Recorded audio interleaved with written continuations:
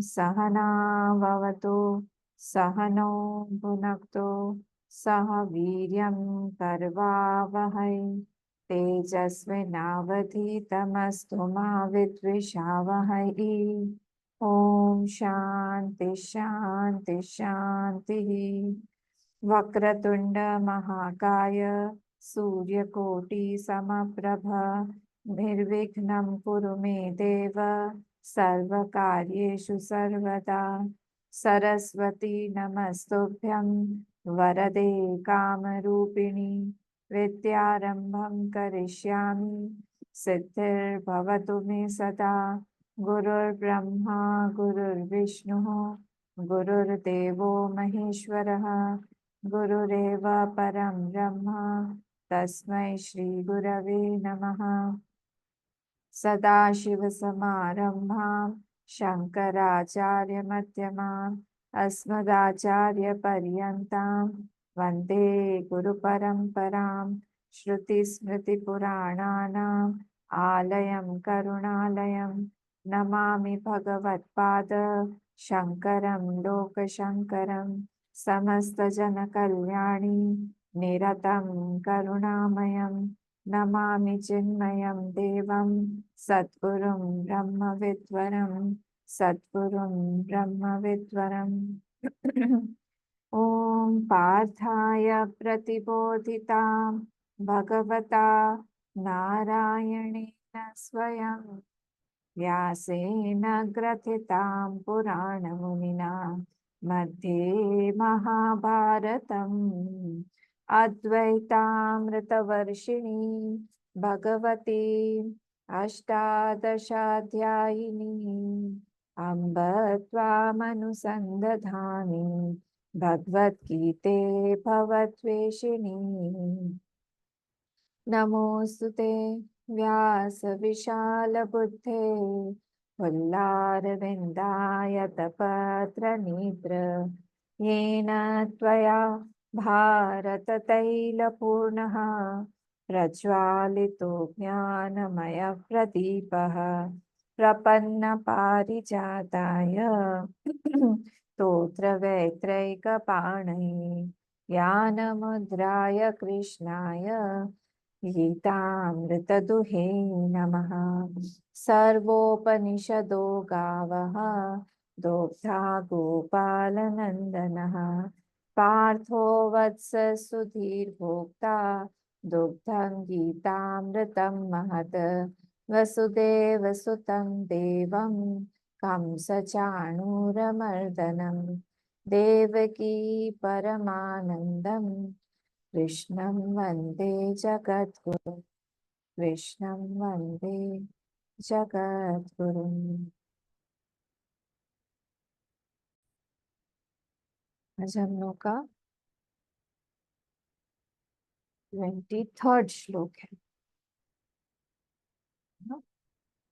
तो हम लोग देखते हैं। ओम श्री परमात्मने नमः। अथ त्रयोदशोऽध्यायः। श्री भगवानुवाच य एवं वेत्ति पुरुषं प्रकृतिं च गुणैः सह। ये विसर्ग जो है आधा स बन जाए, आधा स विसर्ग। ये एवं वेत्ति पुरुषं प्रकृतिं च गुणैः सह सर्वथा वर्तमानोऽपि न स भूयोऽभिजायते।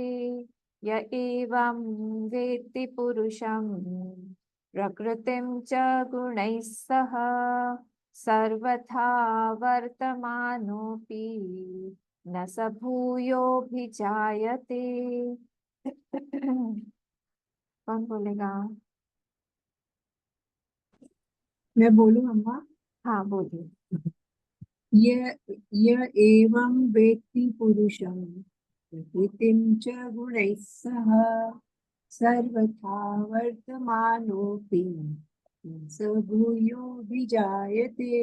Very good. नेक्स्ट। यस अम्मा। हाँ य एवं वेत्ति पुरुषं प्रकृतिं च गुणेशः सर्वथा वर्तमानोऽपि न स भूयोऽभिजायते। ठीक है, बस यहाँ पे सह के शह बोल दिया था, बस सह है सह। तो नेक्स्ट, नेक्स्ट गुड। मैं बोलूं अम्मा? हाँ, य एवं वेत्ति व्यक्ति पुरुषं प्रकृतिं च गुणैः सह सर्वथा वर्तमानोऽपि न स भूयोऽभिजायते। Very good. नेक्स्ट, य एवं वेत्ति पुरुषं प्रकृतिं सगुणैः सह सर्वथा वर्तमानोऽपि न स भूयोऽभिजायते। Very good. नेक्स्ट, अम्मा मैं बोलूं? हाँ, मैं बोलूं अम्मा? गीता अम्मा पहले बोले, फिर दीपांजलि नाम बोले। य एवं वेत्ति पुरुषं प्रकृतिं च गुणैशः सर्वथा वर्तमानोऽपि न स भूयोऽभिजायते। गुणे सह बोलिए तो, हिमाक्षी ने भी शह बोला, आपने भी शह बोला। या एवं वेत्ति पुरुषं प्रकृतिं च गुणैः सह, फिर से बोलिए। गुणैशः य एवं वेत्ति पुरुषं प्रकृतिं च गुणैशः। शह क्यों आ रहा है, सह नहीं आ रहा। ये सर्वथा तो बोल रही हैं, सर्वथा तो नहीं बोल रही। सॉरी सह य एवं वेत्ति पुरुषः प्रकृतिं च गुणैशः सह। हाँ, हाँ, बुझि पाइছো? ठीक है। नेक्स्ट, सर्वथा वर्तमानोऽपि न स भूयोऽभिजायते। गुड। नेक्स्ट, दीपांजलि अम्मा। य एवं वेत्ति पुरुषं प्रकृतिं च गुणैः सह सर्वथा वर्तमानोऽपि न स भूयोऽभिजायते। Very good. नेक्स्ट, আমি বলছি আম্মা। हाँ, य एवं वेत्ति पुरुषं प्रकृतिं च गुणैः सह सर्वथा वर्तमानोऽपि न स भूयोऽभिजायते। गुड। नेक्स्ट, और कोई बोलेगा? मैं बोलूं अम्मा? हाँ, बोलिए प्रतिभा।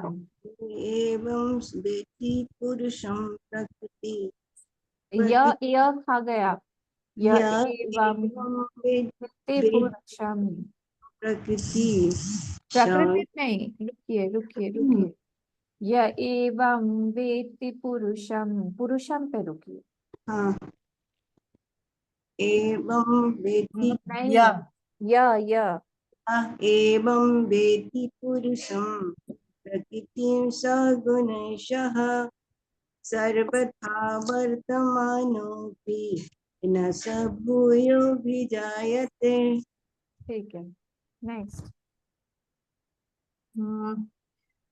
य एवं वेत्ति पुरुषं प्रकृतिं च गुणैः सह सर्वथा वर्तमानोऽपि न स भूयोऽभिजायते। Very good. नेक्स्ट, और किसी को बोलना है? नहीं तो हम नेक्स्ट पे चलेंगे।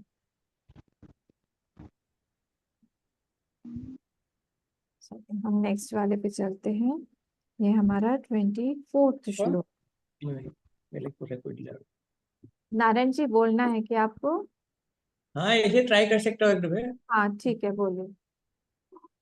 य एवं वेत्ति पुरुषं प्रकृतिं स गुणैः सह सर्वथा वर्तमानोऽपि न स भूयोऽभिजायते। Very good. चलिए हम नेक्स्ट पे चलते हैं। वो है मैं बोलूं? हमारा, अच्छा बोलिए बोलिए। य एवं वेत्ति पुरुषं प्रकृतिं सगुणैः सह सर्वथा वर्तमानोऽपि न स भूयोऽभिजायते। वेरी गुड, वेरी ठीक है। ठीक है, अब हम चलें नेक्स्ट पे। श्री भगवानुवाच ध्यानेनात्मनि पश्यन्ति केचिदात्मानमात्मना ध्यानेनात्मनि पश्यन्ति केचिदात्मानमात्मना अन्ये सांख्येन योगेन कर्मयोगेन चापरे अन्ये सांख्येन योगेन कर्मयोगेन चापरे ध्यानेनात्मनि पश्यन्ति केचित् आत्मानमात्मना अन्ये सांख्येन योगेन कर्मयोगेन चापरे। कौन बोलेगा? इजी है ये क्या? सम्मा हाँ हिमांशु। ध्यानेत्मानि हाँ हाँ पश्यन्ति फिर से। ध्यानेनात्मानि पश्यन्ति केचिदात्मानमात्मना अन्ये सांख्येन योगेन कर्मयोगेन चापरे। Very good, next. मैं बोलो माँ।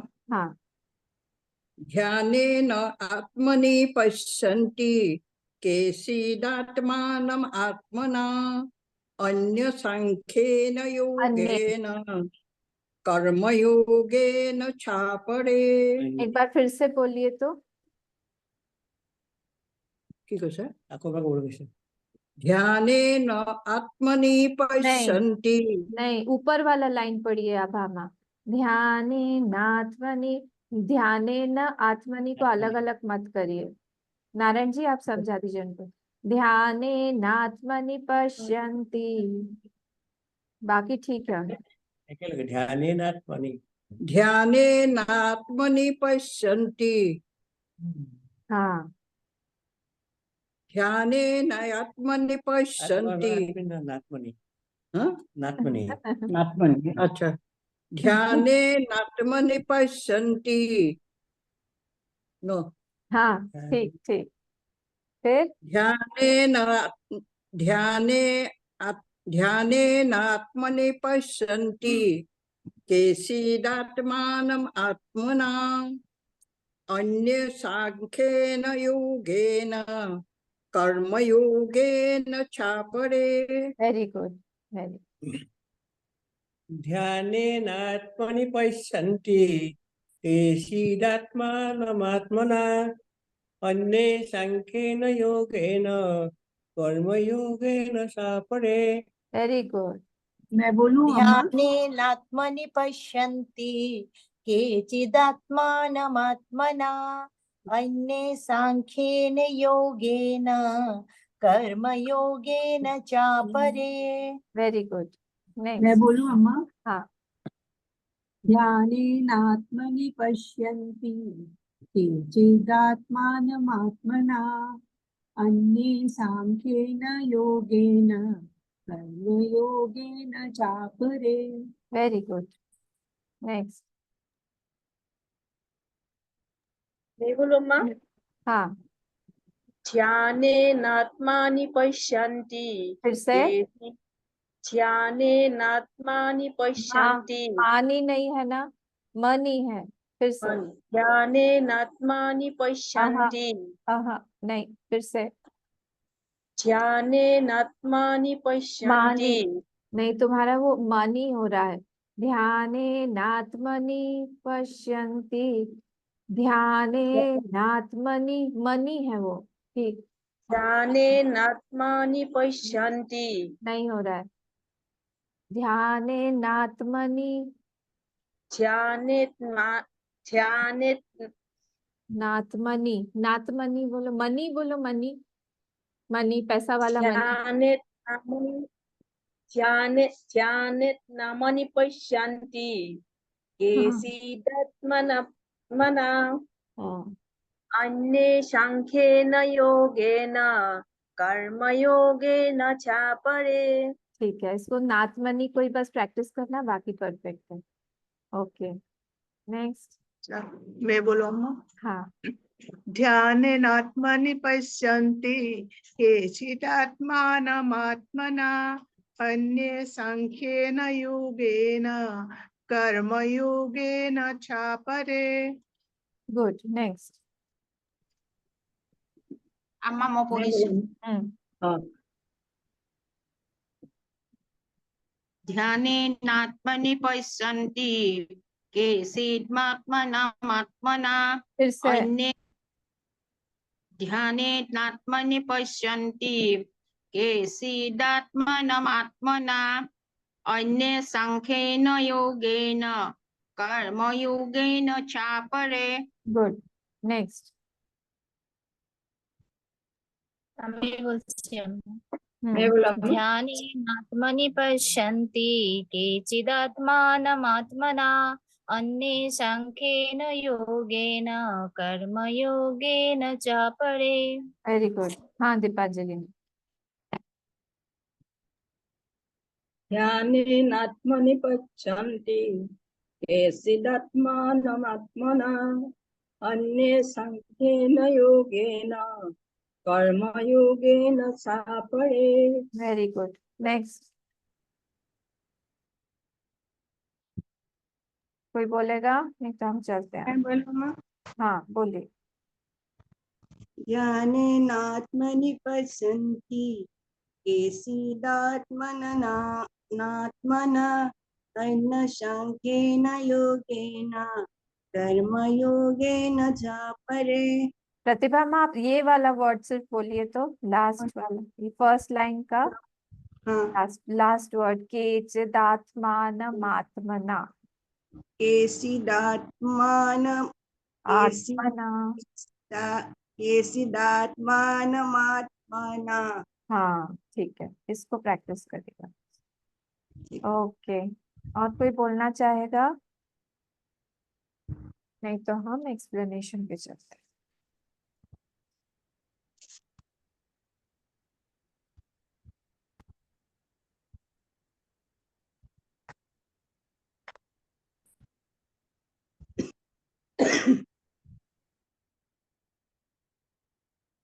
ठीक है, तो हम लोगों ने 20 वैल्यूज भगवान यहाँ पे हमको बता रहे हैं, और वो वैल्यूज जो है हमें हमारा जो जीवन दिया हुआ है उसमें हमारा वर्ण क्या होना चाहिए, उस वर्ण को बताते हैं।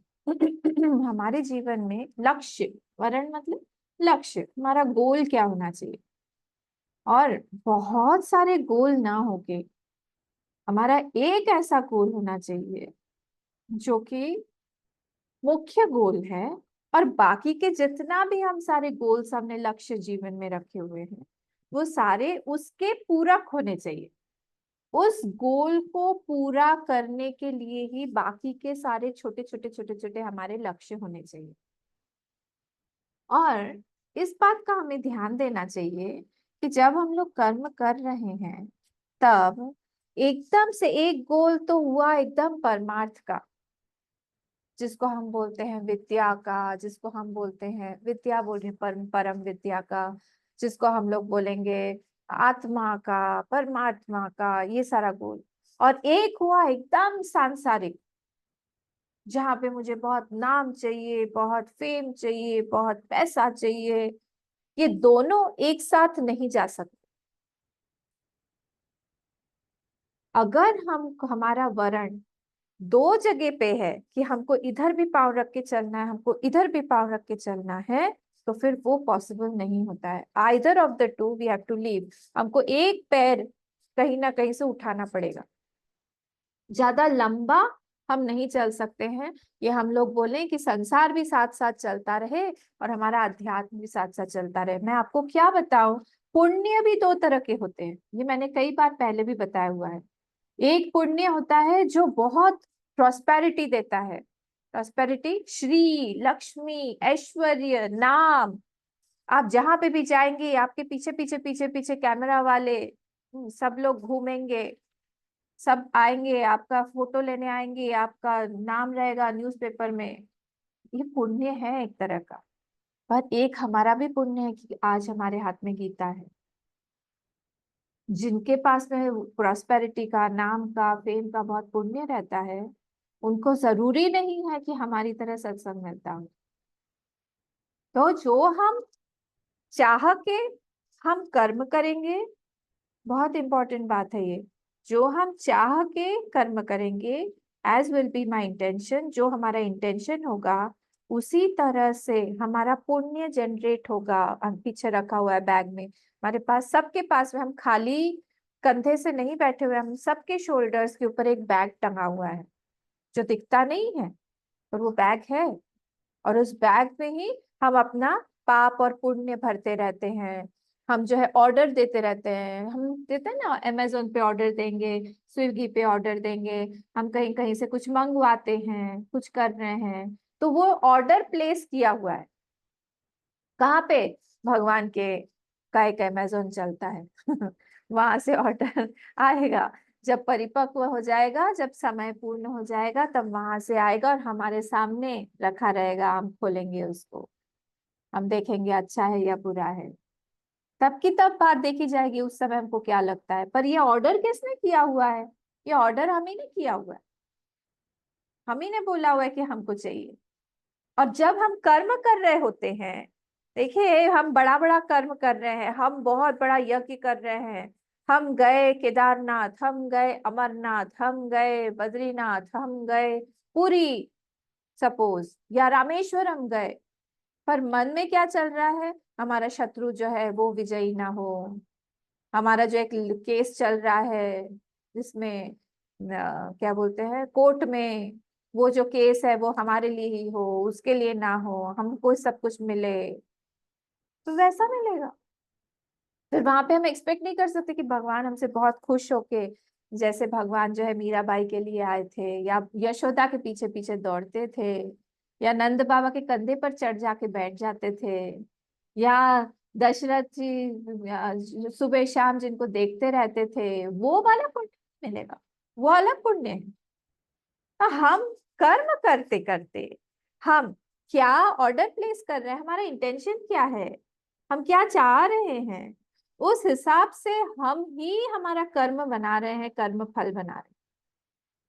पुण्य कर रहे हैं, पुण्य का काम कर रहे हैं, तो उस हिसाब से हमको मिलेगा। इसीलिए वर्ण के समय बहुत सावधान रहना चाहिए कि हमारा लक्ष्य, दो लक्ष्य ना हो, कि एक तो संसार का लक्ष्य हो और बाकी वाला जो लक्ष्य है हमने परमार्थ के लिए बुक रखा है, कभी भी साथ नहीं चल पाएगा। क्योंकि वो एक दूसरे का पूरक हो तो फिर चलेगा, नहीं तो फिर पहिए अलग अलग हो जाएंगे। हम आइधर इधर चले जाएंगे पूरा और उधर चले जाएंगे, ज्यादातर तो हम संसार में ही चले जाएंगे, कि वो खींचने वाला माया का है, माया की धारा वहां पे चलती रहती है, बड़ी तेज धारा है। जैसे ब्रह्मपुत्र की धारा होती है ना, ऊपर से तो शांत दिखते हैं ब्रह्मपुत्र, पर अंदर से जो धारा है वो हमें ही पता है कि कहाँ डुबो के हमको खींच के ले जाएगी, हमें खुद ही पता नहीं चलेगा। उसी तरह से ये भी धारा है, जो संसार की धारा, ये अजीब है, अजीब है, कहाँ खींच के क्या कर लेगी, कहाँ ले जाएगी। हमको लगेगा कि अरे हमने तो इतना सोचा था कि हम अध्यात्म में जुड़ेंगे, हम आध्यात्मिक होके रहेंगे। हाँ, कई लोग आते हैं कि हम विवाह करना चाहते हैं, किस लिए? हम विवाह करना चाहते हैं ताकि हम आगे खूब बढ़ पाए, हम आगे अध्यात्म में जा पाए, हम इसीलिए विवाह करना चाहते हैं। दोनों एक साथ चलता ही नहीं है, बहुत कृपा चाहिए उसके लिए भगवान की, बहुत कृपा चाहिए। सबको वैसे तो मिलता नहीं है परिस्थिति की विवाह करके गृहस्थ आश्रम में रह के भी वो लोग आध्यात्मिक बन पा रहे हैं, तो अलग अलग मार्ग हो गए दोनों। तो इसीलिए भगवान से प्रार्थना करनी चाहिए हम लोगों को कि हम लोग के अंदर से एक तो खूब तीव्रता बढ़े। एक तो देखिए, एक है ज्ञान उस साधन का, और दूसरा है अट्रैक्शन उस साधन का। फिर से, एक है हमें पता हो कि वो जो लक्ष्य हमने चूज किया हुआ है वो है क्या, उसके बारे में पूरा ज्ञान हो, और दूसरा है अट्रैक्शन, उसके प्रति आकर्षण हमारे मन में हो। ये दोनों जब मिलते हैं, कि हमें ज्ञान भी है उसके बारे में कि वो क्या चीज है, उसको क्या बोला जाता है, वो कौन है। सपोज मैं बोलूं आपको कि हमारा गोल है कि मुझे मेरे भगवान को प्रसन्न करना है, तो मुझे मेरे भगवान को अगर प्रसन्न करना है, इधर मैं देख रही हूँ और उधर मेरा प्रेम भी है, अट्रैक्शन भी है मेरे भगवान की तरफ, तो तीव्रता आएगी अपने आप तीव्रता आएगी, अन्यथा तीव्रता नहीं आएगी। क्योंकि दोनों को अलग अलग दोनों हो गए, हमको पता ही नहीं है, ज्ञान नहीं है, या तो ज्ञान है हमारे पास में और हमारे पास में कोई अट्रैक्शन ज्यादा है नहीं, तो भी नहीं होगा। तो दोनों को मिला के हम लोग को चलना चाहिए कि हमारे पास में उस हमारे लक्ष्य का ज्ञान भी है, अच्छी तरह से पता है, नहीं है तो फिर लेना चाहिए। कई बार ऐसे भी होता है कि हमें ज्ञान नहीं है उसके बारे में, तब क्या करना चाहिए, हमें धीरे धीरे धीरे धीरे उसके बारे में और पता करना चाहिए, जानना चाहिए कि क्या लक्ष्य होना चाहिए। मैंने उस दिन भी बताया था ना, भगवान से बुद्धि मांगनी चाहिए, कि हमें पता ही नहीं होता है कि हमें मांगना क्या है। और उसके बाद हमारा धीरे धीरे प्रेम बढ़ाना चाहिए उस चीज से, ताकि हमें पता चले कि वो क्या है। देखिए, हम जब ट्रेन में ट्रैवल करते हैं ना, तब क्या होता है, हमको कैसे समझ में आता है कि हम आगे बढ़ रहे हैं, आगे बढ़ रहे हैं, आगे बढ़ रहे हैं। वो सारी की सारी सीनरी जो है वो पीछे हटती जाती है, नहीं, सारी की सारी सीनरी जो है वो पीछे की तरफ चलती जाती है, पीछे की तरफ चलती जाती है, पीछे की तरफ चलती जाती है। इसका मतलब क्या हुआ, सीनरी अगर चेंज नहीं हो रही है, हमारे घर की सिचुएशन अगर चेंज नहीं हो रहा है, परिस्थिति बदल नहीं रही है, मतलब गाड़ी हमारी वहीं फंसी हुई है, गाड़ी हमारी वहीं रुकी हुई है, हम चाहे कुछ भी बोल ले, हम 20 साल से वही जब कर रहे हैं, वही तब कर रहे हैं, दिमाग हमारा वही जाता है कि इसका क्या हुआ, उसका क्या हुआ, पड़ोस में कौन आया, पड़ोसी ने नई कार खरीद ली है, उसके बहू ने यहाँ पे बात किया, उसके वहां पे किया, यही अगर हमारा चल रहा है और इधर हमारा साधना भी हो रही है, इसका मतलब ये गाड़ी स्टेशन पे खड़ी है, आगे नहीं बढ़ी है। अन्यथा हमारी सिचुएशन बदल जाती, मानसिक परिस्थिति बदल जाती, जो है आज मनस्थिति वो बदल जाती, अगर चेंज हो रहा होता है तो इसलिए देखना चाहिए, हमें कोशिश करते रहना चाहिए कि हम इस तरह से काम करें, साधन भजन करें, ताकि हमारी परिस्थिति थोड़ी थोड़ी थोड़ी थोड़ी बदलती रहे। तो इससे समझ में आता है कि हम आगे बढ़ रहे हैं 3 लेवल पर। कौन से 3 लेवल पर? फिजिकल, इमोशन, मेंटल और इंटेलेक्चुअल। ये 3 लेवल पर हम लोग को काम करना चाहिए। फिजिकल लेवल पर मतलब क्या? फिजिकल लेवल पर मतलब हमारी जो आदतें हैं उनको थोड़ा सुधारना चाहिए। खाने पीने की आदत हो, मुझे पता नहीं आप लोग कितने बार खाते हैं, पर धीरे धीरे धीरे धीरे खाने पीने में थोड़ा थोड़ा सा नियम बनाना चाहिए कि हम क्या खाएंगे, क्या नहीं खाएंगे, कब कब खाएंगे, कितना अमाउंट में खाएंगे। और हमारे शरीर के लिए क्या जरूरत है वो ज्यादा खाएंगे, जीभ के लिए नहीं, शरीर के लिए। शरीर की जरूरत अलग होती है और हमारा इसके लिए जरूरत अलग होती है। हमारे पेट की जरूरत मतलब जिह्वा की जरूरत अलग है और पेट की जरूरत अलग है। तो हमको दोनों को अलग अलग करके देखना है कि क्या है हमारे शरीर की क्या जरूरत है, उस हिसाब से हमारा डाइट बने, उस हिसाब से हमारी नींद हो, उस हिसाब से हमारा हमारा चलना फिरना, एक्सरसाइज थोड़ा बहुत हो, हम जितना भी कर पाए उस हिसाब से सारा शरीर को ठीक ठाक। ये सब अभ्यास की बातें और कुछ नहीं। फिर माइंड, माइंड मतलब वहां पे इमोशंस है, इमोशंस को हम कंट्रोल में रखें। इमोशंस पे बार बार वही लक्ष्य घूमते रहना चाहिए कि हमारा लक्ष्य क्या है, हमें कहाँ पहुंचना है इसी जन्म में। हमको सपोज 1000 हमको विष्णु सहस्त्र नाम करना है, विष्णु सहस्त्र नाम हमको 1000 कंप्लीट करना है। अभी कितना हुआ है? हाँ, हमारा हो गया लगभग 100 तो हो ही गया। तो 100 हो गया, आप रोज करिए, 2-3 बार करिए रोज तो हो जाएगा। 2-3 बार जिनको याद हो गया है उनको ज्यादा टाइम नहीं लगता है। सुंदरकांड हमको 1008 बार सुंदरकांड करना है, बढ़िया, बहुत बढ़िया। तो कोई एक टारगेट हमारे जीवन में होना चाहिए कि हम उसको कंप्लीट करें। ये जब हम इमोशनल मतलब जब हम माइंड में कुछ ना कुछ हमारे चलता रहता है, उस चीज को बार बार सामने लाना चाहिए कि हमको उस चीज के बारे में सोचना है, उस चीज के बारे में जानना है। और इंटेलेक्चुअली भी हमारी महत्व बुद्धि हमारा जो है उस चीज में बढ़ता रहे, कि हम जानते रहे कि हमको क्यों चाहिए वो चीज, क्योंकि संसार का सुख हमें नहीं चाहिए। पहले ही डिफाइन कर लीजिए कि आपको संसार का सुख चाहिए या फिर आपको भगवत प्रीति चाहिए। भगवत प्रीति जब आप मांगेंगे तो आपको संसार से भी सुख मिल जाएगा, क्योंकि संसार और भगवान अलग नहीं है। पर अगर आप सिर्फ इधर ही सिर्फ संसार को ही चाहेंगे तो फिर भगवत प्रीति नहीं मिलेगी। भगवान आपको खूब संसार दे देंगे और खुद कट जाएंगे। बहुत बहुत संभाल के भगवान किसी को भक्ति देते हैं। तो ये बार बार मन में हमारे हमारे उठना चाहिए कि हमको क्या चाहिए और क्यों, क्या कारण है उस चाह का। बार बार सोचना चाहिए, समझना चाहिए। और अगर हमारे मन में कहीं भी एक एक असमंजस की भावना रहती है कि हमको अभी भी संसार से प्यार है, हो सकता है किसी किसी का हो, उस समय क्या करें, एक डायरी लें, वहां पे देखें कि हमको संसार में रहते रहते क्या क्या मिला और हमने कितना दिया। उस लिस्ट में 2 कॉलम बनाइए, हमने क्या क्या दिया और हमको मिला क्या क्या। आप देखेंगे कि आपने जो दिया वो बहुत ज्यादा है और जो आपको मिला उस कंपैरिजन में बहुत कम है।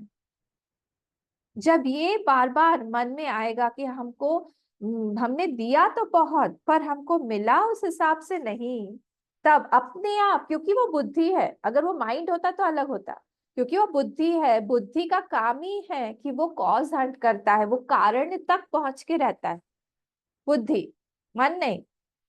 मन अलग है, बुद्धि अलग है। मन कैसा है, मन गोल गोल गोल गोल गोल गोल घूमेगा, मन गोल गोल घूमेगा, गोल गोल गोल घूमता रहेगा। रस प्रधान है, जहां पे भी उसको रस मिलेगा वहां वो दौड़ेगा जाएगा।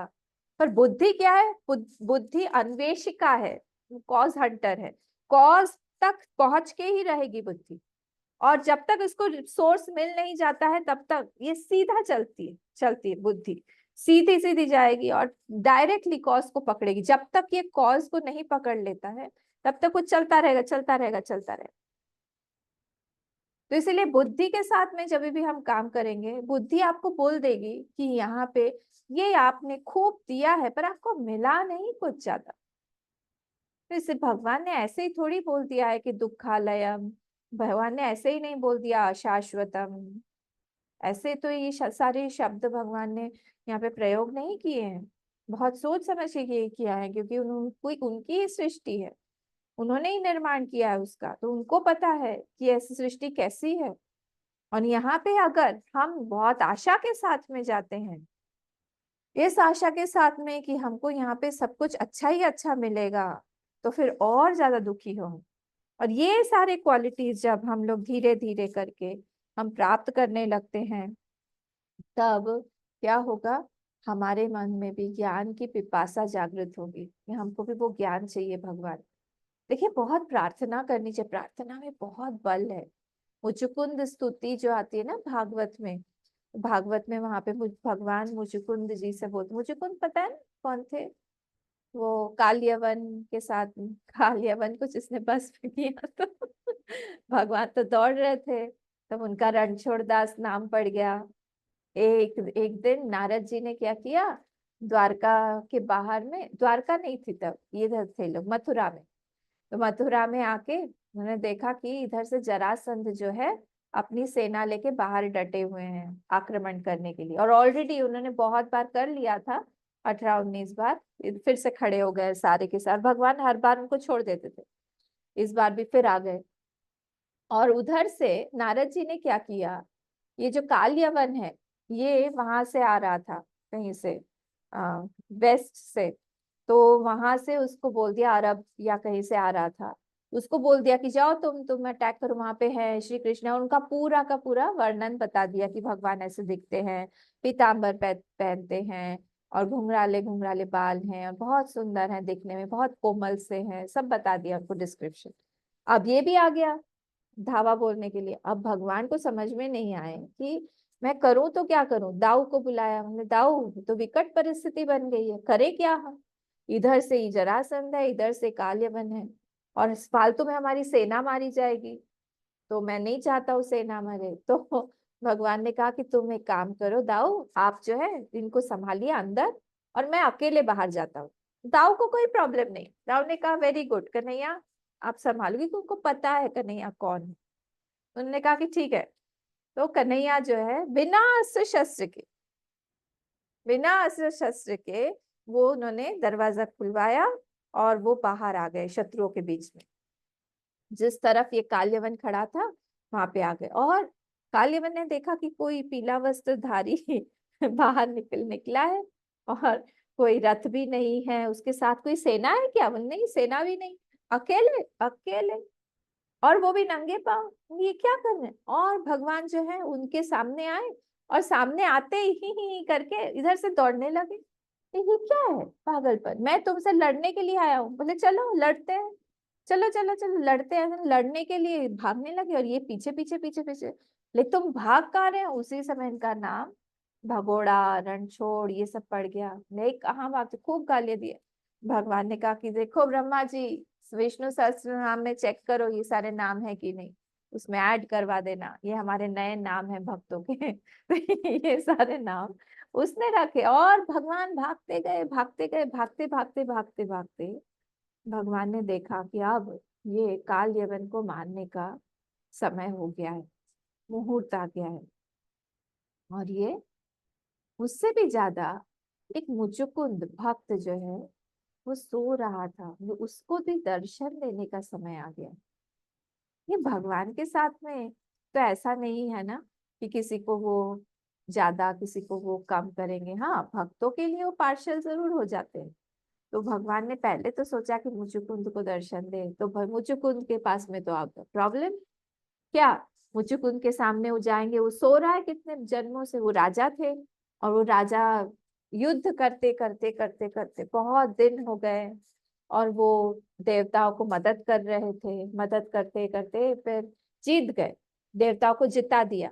अब जीत जाने के बाद टायर्ड हो गए बिल्कुल, क्या करें अब बहुत नींद आ रही है। तो भगवान इंद्र के पास में गए और बोले कि मुझे आप सुला दीजिए, मुझे सोना है। कभी कभी आपको भी लगता होगा ना, इतना टायर्ड हो जाते हैं, कोई मुझे डिस्टर्ब ना करें। और मुझे खुद ने कहा मुझे ऐसे ही नींद दीजिए आप कि जो कोई मुझे जगाएगा ना वो उसी समय भस्म हो जाएगा। कोई मुझे जगाने का साहस ना करे। बोले ठीक है, तथास्तु। और वो जाके उस गुफा में चले गए, और गुफा में जाके आराम से सो गए। कितने जन्मों तक, कितने युगों तक वो सोए पता नहीं, सोते रहे सोते रहे सोते रहे, क्यों काफी लंबे थे वो। पता नहीं युग धर्म, युग धर्म में मतलब सतयुग के जो लोग थे वो काफी लंबे लंबे हुआ करते थे, उनकी आयु भी काफी हुआ करती थी, 1 लाख ईयर्स। तो काफी लंबी लंबी, 16,000, कितना 100 या 200 तो राम जी की आयु थी त्रेता में।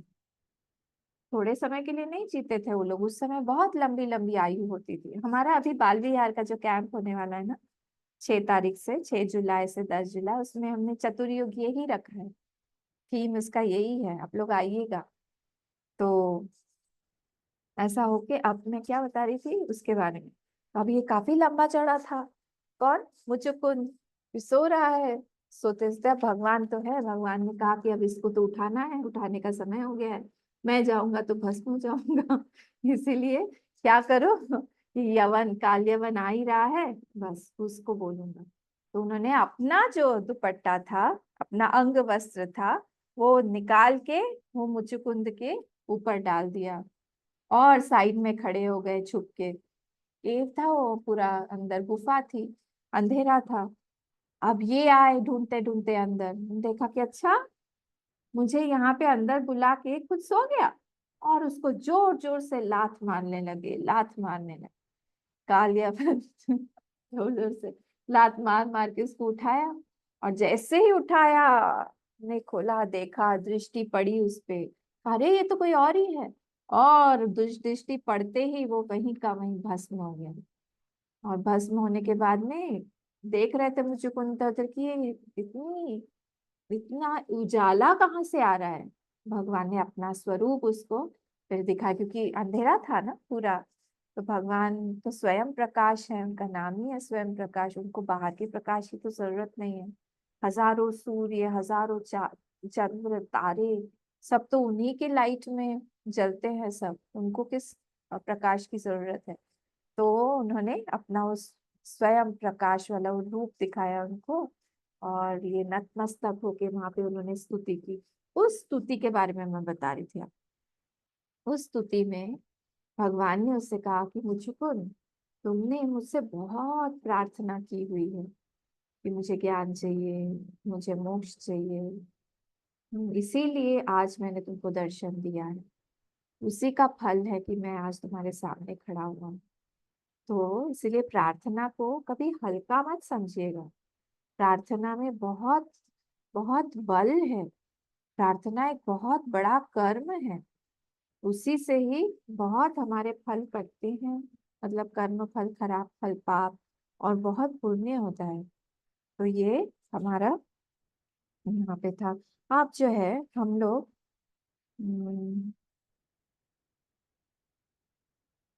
10th श्लोक पे है ना,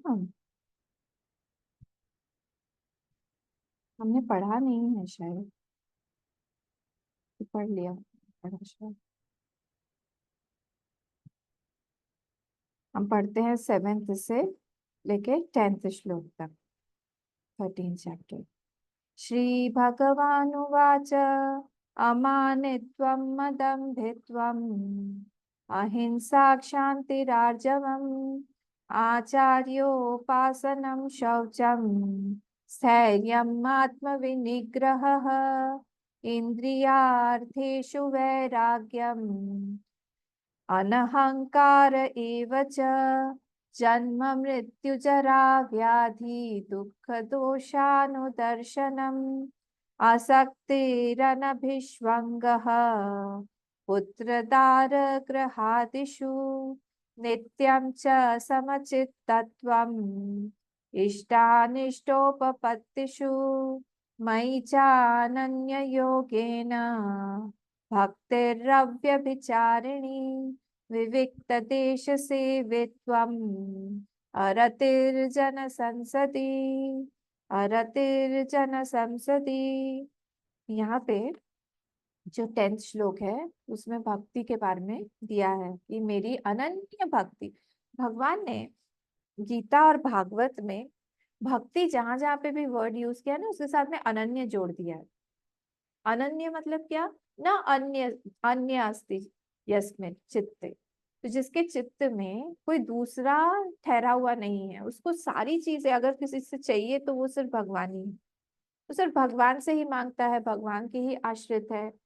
उसको सुख दुख बाकी संसार से कुछ भी कोई लेना देना ही नहीं। अगर उसको जो भी मिल रहा है, उसको बहुत आनंद भी मिल रहा है, तो उसको लगता है कि भगवान ही जो है वही मुझे दे रहे हैं, वही है मेरे लिए। तो भक्ति जो है वो क्या है? भक्ति उपकारी, भक्ति जो है उपकारी साधन है ज्ञान के लिए। ये याद रखना चाहिए हमें। ज्ञान अपने आप में हमारे पास में बहुत मुश्किल से आता है, पर अगर भक्ति भी हो ज्ञान के साथ में, तो अपने आप कृपा से वो ज्ञान हमारे पास में पहुंच जाएगा। क्योंकि भगवान की कृपा से हमारी बुद्धि भी खुल जाती है। भगवान की कृपा से बहुत कठिन कठिन चीजें जो समझ में नहीं आती हैं, उस पे ताला लगा हुआ है, उसका लॉक खुल जाता है। तो कई सारी चीजें हैं जिससे भक्ति जो है, इसको हमेशा बोला गया है कि एक उपकारी साधन के रूप में हमारे जीवन में है। उपकारी साधन मतलब जो हमें ज्ञान को हमारे जीवन में लाएगी। तो अब जब हम लोग अध्यात्म के मार्ग पर चलते हैं, उस मार्ग पर भक्ति का बहुत बड़ा योगदान है। हाँ, तो ये यहाँ पे भगवान बोल रहे हैं अनन्य योगेन भक्तिर अव्यभिचारिणी। भक्ति कैसी हो? एक तो अनन्यता हो इसमें, और अव्यभिचारी। अव्यभिचारी मतलब इधर हमको मतलब दोनों ही सिनोनिम्स ही हैं, अनन्यता और अव्यभिचारी। मतलब हमारे जीवन में हमने किसी एक का को ही स्थान दिया हुआ है। बहुत सारे लोगों के लिए, बहुत संसार के लिए, या संसार के बहुत सारे विषयों के लिए हमारे हृदय में, चित्त में जगह नहीं है। हमको जो भी मिल रहा है हम उस एक को ही देख रहे हैं, हम लोग एक को ही मान रहे हैं। तो भगवान की जो भक्ति है वो हमें बड़े ज्ञान के लिए हमारे चित्त को तैयार करती है। वेदांत ज्ञान के लिए आप देखिए, बड़े बड़े महात्मा हुए, अखंडानंद जी को देखिए, आप रमन महर्षि जी को देखिए, उड़िया बाबा को देखिए, ये सारे के सारे, शिवानंद स्वामी जी को देखिए, हमारे गुरुदेव को देखिए आप, ये सारे के सारे इतने बड़े बड़े सब हुए हैं, ज्ञानी हुए हैं। इन्होंने भक्ति को अलग करके नहीं देखा कभी भी। भक्ति बहुत जरूरत है भक्ति की, जब हम ज्ञान के मार्ग पर आगे जाते। तपोवन जी महाराज को देखिए, तपोनाष्टकम में हमने देखा हुआ है। फिर वहां पे भी वो, हाँ वहां पे जाते थे ना, सौम्य काशीष स्तोत्रम रचा हुआ है उन्होंने। सौम्य काशीष मंदिर में सुबह शाम जाके वहां पे वो दर्शन करते थे, रहते थे जब तक उत्तर काशी में। तो इसीलिए हमको भी ये चीज सीखनी चाहिए कि हम ज्ञान को और भक्ति को अलग अलग करके ना देखें, एक ही मार्ग, क्योंकि ये दोनों एक दूसरे को कंप्लीट करता है। जब भक्ति होती है तो भक्ति बिना ज्ञान के नहीं होती है। और अनन्यता क्या है? निष्ठित होना। हम निष्ठावान हैं, हम निष्ठित हैं हमारे एक ही जगह पर। हमें सुख मिल रहा है, हमको भगवान से ही चाहिए, हमें संसार से बहुत आशा नहीं है। हाँ, पर अगर हमें भगवान से नहीं मिलेगा तो फिर हमारा मन थोड़ा सा दुखी हो जाएगी, भगवान क्या हुआ, हम उन्हीं को प्रसन्न करने में लगे हुए। हम आज की तारीख में आप देखिए कि आपका चित्त कैसा है, किसको खुश करना चाह रहा है? संसार के एक व्यक्ति को क्या हम खुश कर पाए हैं?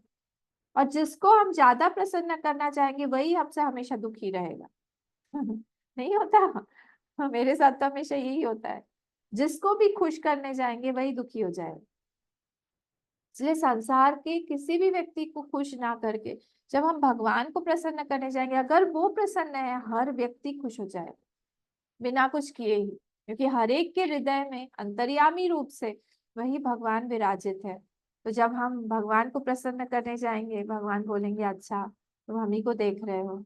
हमारा कहीं ना कहीं हमारा कर्म, हमारा धर्म, सब कुछ बदल जाएगा जब हम भगवान को दृष्टि में अपने रख के व्यवहार करेंगे। फिर से, जब हम भगवान को अपनी दृष्टि में रख के व्यवहार करेंगे, मतलब भगवान को देखते हुए सब जगह पे हम लोग व्यवहार करेंगे, तब हमारा कर्म भी बदल जाएगा, हमारा धर्म भी बदल जाएगा, हमारा कर्म फल भी बदल जाएगा, हमारा प्रेम भी बदल जाएगा, हमारी परिस्थिति भी बदल जाएगी। सब बदल जाता है, सब कुछ बदल जाता है। देखने का तरीका, खाने पीने का तरीका, सब बदल जाता है, क्योंकि अब हमको लगता है हमारे भगवान के अलावा तो यहाँ कोई है ही नहीं, मुझे कोई दूसरा दिखाई नहीं दे रहा है, सब कुछ तो मेरे भगवान ही है। तो हमारा शत्रु जो है वो शत्रु नहीं है, उसमें भी भगवान ही विराजित है। जिससे हमारा बहुत ज्यादा द्वेष है, वो द्वेषी नहीं है, वो भी, उसमें भी मेरे भगवान विराजित है। धीरे धीरे धीरे धीरे करके हमारा धर्म बदल जाता है। अब हम द्वेषी नहीं रहे, अब हम प्रेमी बन गए धीरे से। हमको क्षमा मांगने में कठिनाई नहीं होती है, क्योंकि हर जगह पे हम भगवान से ही क्षमा मांगते रहते हैं। तो अलग हो जाता है उसका मन, जब वो कहीं पे एक जगह से ही वो प्रेम ले रहा है, वो डिमांड भी करता है तो उसको लगता है मैं भगवान से ही डिमांड करूंगा, और कोई नहीं चाहिए मुझे। उसके आसपास में भी कोई अच्छा व्यक्ति आता है तो उसको लगता है भगवान ने ही भेजा है इसको, मैं कहाँ कहाँ मेरे में इतनी कैपेसिटी है, या मैं कहाँ से भगवान को इतना प्रसन्न करूंगी, भगवान ने ही प्रसन्न होके इस व्यक्ति को मेरे जीवन में भेजा हुआ है। तो उसको बस मौका चाहिए, जैसे प्रेमी प्रियतम होता है ना, उनको बस मौका चाहिए एक दूसरे से बात करने के लिए, एक दूसरे की बात निकालने के लिए। जब वो लोग दूर भी होते हैं तभी भी किस तरह से कुछ भी करो तो बस उसी की बात करते रहते हैं, उसी की चर्चा चलाते रहेंगे।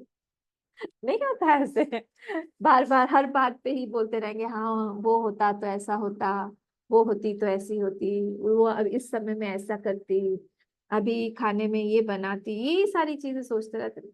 वैसे ही ये भगवान का जो भक्त होता है वे हर चीज में निकालता रहता है, देखता रहता है कि भगवान अभी होते तो क्या करते, भगवान ने ही ये करके भेजा हुआ है।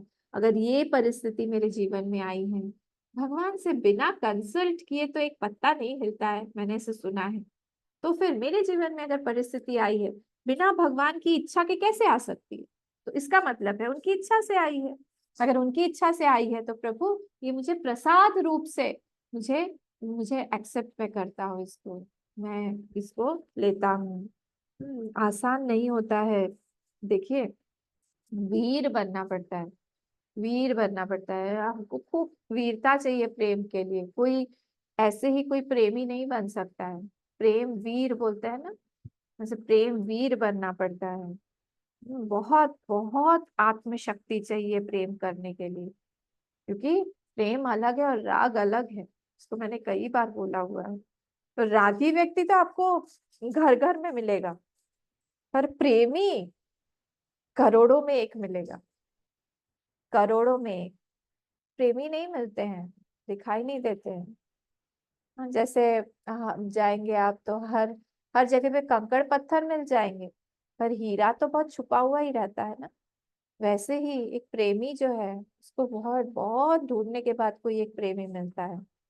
वो क्या करता है, प्रेम हमारे जीवन से, हमारे चित्त से, हमारे मन से जो इच्छा है, जो इच्छा हमें बनाती है हमारी पर्सनालिटी को, उसी को पूरा बदल देती है।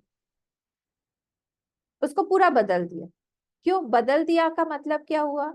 अब उसके मन में संसार के प्रति कोई बहुत बड़ी इच्छा नहीं आती है। उसको संसार में कुछ मिलता भी है तो भी उसको लगता है कि इस चीज से मैं मेरे भगवान को प्रसन्न करूंगी या करूंगा। वो हर चीज में अपनी इच्छा को भी वो जोड़ जोड़ के किसके साथ में देखता है? भगवान के साथ में ही देखता है। उसको लगता है कि मैं भगवान के साथ में ही इस चीज को जोड़ के रहूं, तो उसकी अपनी इच्छा बोल के ऐसे कोई इच्छा दूर से दूसरी रह ही नहीं जाती है।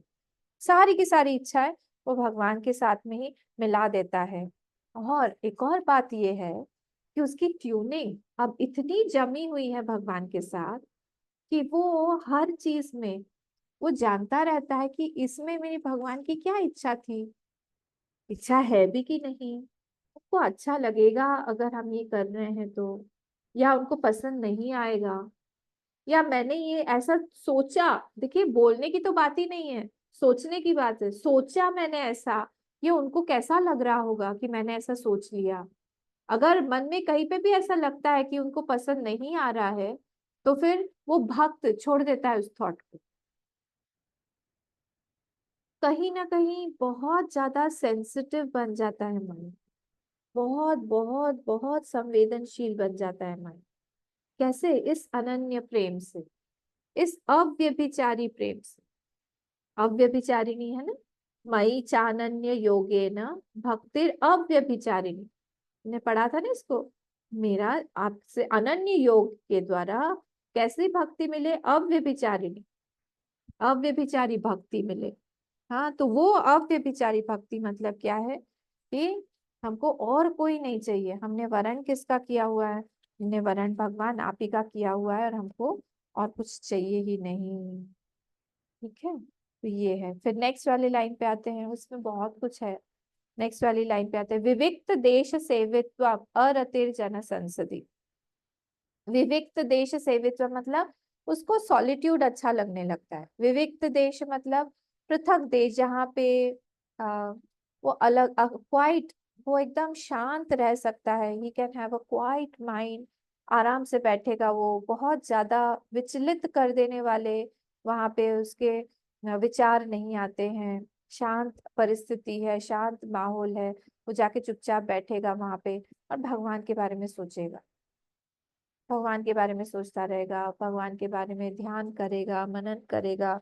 जो भी उसने श्रवण किया हुआ है उसके बारे में वो सोचता रहेगा, तो शांत बैठा रहेगा। उसको बोलते हैं विविक्त देश सेवित्व। अब ऐसा भी नहीं है, देखिए ऐसा मत सोचिए कि इसका मतलब है हमको जंगल में जाना चाहिए या गुफा में जाके हम बैठे, अरे वहां पे सांप आ जाएगा, फिर कहाँ भागेंगे? उठा के सब फिर भागो वहां से, फिर दूसरी जगह। ये सब नहीं बोल रहे हैं। कीड़ा काटने लगेगा, मच्छर आएगा। आसान है जंगल में जाके रहना, आसान है कि हम खुले में। एक दिन बगीचे में जाके थोड़ा सा ध्यान करके देखिए क्या हालत होती है, जंगल की बात करें तो। विविक्त देश सेवित्वम, इसका मतलब ये नहीं है कि हम लोग सॉलिट्यूड, जहाँ कहीं पे भी उस मेडिटेशन ध्यान का इत्यादि का कहीं ना कहीं ऐसा होता है ना कि हम वहां पे जा रहे हैं, संस्कार है उस जगह पे। वो आप अपने कमरे में भी बना सकते हैं, आपके आसन पे भी बना सकते हैं। संस्कार बनाना पड़ता है, इसका मतलब क्या हुआ, जैसे हम एक ही आसन अपना यूज कर रहे हैं। आई होप आप लोगों का सबका अपना अपना आसन है।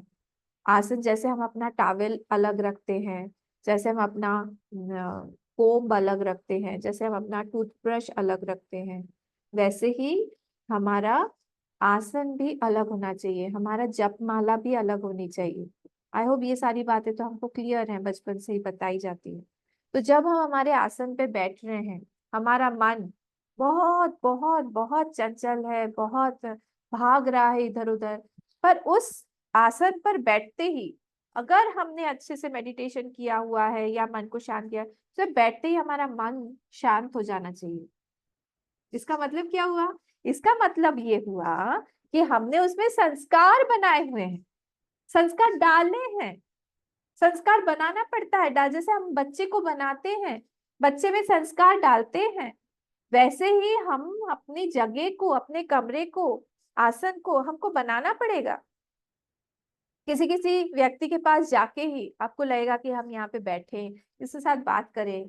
किसी किसी के साथ लगेगा चलो चलो जल्दी उठ के यहाँ से भागे, जाओ जाओ। मतलब वहां पे कुछ क्लैश हो रहा है, हमारा मन नहीं मान रहा है। किसी के कमरे में जाके भी ऐसा होता है, लगता है कि हम निकले ही ना यहाँ से। कभी कभी मंदिर में जाके, स्पेशली मुझे वहां पे जाके बहुत अच्छा लगा था। साईं बाबा का मंदिर है ना यहाँ पे, जहाँ देवी ग्रुप मुझे लेके गए थे, यहाँ पंजावाड़ी की उस तरफ, वहां पे बहुत अच्छा लगा था। वहां पे संस्कार बना हुआ है, एकदम शांत माहौल, क्लीन है, एकदम सब कुछ नीट एंड टाइडी है। वहां पे जाके बैठ के मन एकदम शांत हो जाता है। तो एक तो वहां पे डर, दो चीजें हैं, विविक्त देश सेवित्वम और अतिर जन संसदि। तो विविक्त देश मतलब ऐसी जगह पे जहाँ पे हमने संस्कार बनाया हुआ है और जहाँ पे हमें डर की भावना ना आए मन में, यहाँ पे कुछ आ जाएगा या कीड़ा काटेगा। तो ऐसी जगह पे जाके मन जो है, हमें हमें बनाना चाहिए कि हम जाके वहां पे चुपचाप बैठे, मन शांत अपने आप हो जाए और शांत होके भगवान का या तो ध्यान करें, या हमने जो भी पठन पाठन किया है वो करें, या हम भगवान को गीता सुनाएं या भागवत पढ़ के सुनाएं, जो भी हमारा है, हमने जो भी किया, या जप करें, हमारा जप भी करें, जो भी है। तो वो चीज जो है हमें बनाना पड़ता है, हमें बनाएंगे हम तो हमारा होगा। ठीक है, तो ये चीज था विविक्त देश सेवित्वम अरतिर जन संसदि। अरतिर जन संसदि मतलब, अरति मतलब बहुत मन जो है बहुत अट्रैक्ट नहीं हो रहा है। जन संसदि, जन संसदि मतलब जहाँ पे बहुत सांसारिक लोग हैं, पार्टी चल रही है, सबके हाथ में एक एक ग्लास है, आधे कपड़े पहने हुए हैं, उधर अश्लील अश्लील गाने चल रहे हैं, एक दूसरे के साथ में बैठे हुए हैं, बातें भी उसी तरह की हो रही हैं, इसको बोलते हैं जन संसदि। उसमें उसकी रति नहीं है, उसको लगता है मैं यहाँ से कब भागूं, जाऊं अपने भगवान के पास जाके बैठूं, अपने सत्संग जो हम जिनके साथ करते हैं उनके साथ थोड़ी देर बात करें, मन हमारा शांत करें, थोड़ा सा भागवत की कोई चर्चा करें, भगवान के बारे में थोड़ी बात सोचें। वो भगवान कैसे आते होंगे शाम को, गोपियां जब चर्चा करती थी ये सारी चर्चा करती थी, ये नहीं बोलती थी तेरी सास कैसी है और मेरी सास कैसी है। उनके भी थे, घर में सब लोग थे, उनके हस्बैंड थे, सास ससुर थे, बच्चे थे, सब लोग थे, पर कभी भी इन सब चीजों पे उन्होंने चर्चा नहीं किया। वो यही बोलते थे आज भगवान जो है दर्शन दिए क्या गोपी, हाँ ललिता तुझे क्या दर्शन हुए भगवान के। ललिता बोली हाँ हुए तो थे, चंद्रावली मुझे आज सुबह दर्शन हुए थे, मैं गई थी जमुना जी पर पानी भरने के लिए, दूर से देखा कन्हैया जो है अपने सखा बालकों के साथ, ग्वाल बालों के साथ में धीरे धीरे धीरे धीरे जा रहे हैं सारे। अच्छा दिखा था, और कैसे लग रहे थे, सुना सुना आज क्या पहना था उन्होंने, आज उन्होंने आज उन्होंने मोरपंख इस तरह से लगाया हुआ था, वो वाले जो ऐसे वाले मोरपंख होते हैं वो लगाए हुए थे, पिच लगाए हुए थे, और भी तरह तरह के धातुओं से उनको रंगा गया था। बहुत सुंदर छवि थी उनकी, जा रहे थे और बहुत सारे गोप बालक साथ साथ जा रहे थे। आज तो मैंने उनके कमर में एक भृंगी भी देखी, भृंगी होता है मतलब वैसे सींग, सींग से जो बजाते हैं, आज तो एक भृंगी भी लगाई हुई थी उन्होंने, उसी से वो लेके जा रहे थे। आज शायद वन में जाके उनका भृंगी बजाई होगी। और 2-3 जो गोपालक थे, उनके हाथ में छिक्का था। छिक्का मतलब लंच बॉक्सेस थे, वो सब लेके जा रहे थे। यशोदा मैया ने शायद आज कुछ ज्यादा पकवान बनाए थे उन लोगों के लिए, ताकि आज वनभोज होने वाला होगा, कुछ तो होगा। ये बातें, और ये दूसरी सखी जो है सुन रही है, ध्यान से सुन रही है चंद्रावली ललिता की बातें। ये नहीं बोलना आज क्या बनाया, अरे मेरी रोटी जल गई और मेरा साग रह गया, साग ही नहीं है, महंगाई इतनी हो रही है, 100 रुपए किलो टमाटर हो गया है। ये सारी बातें नहीं होती थी।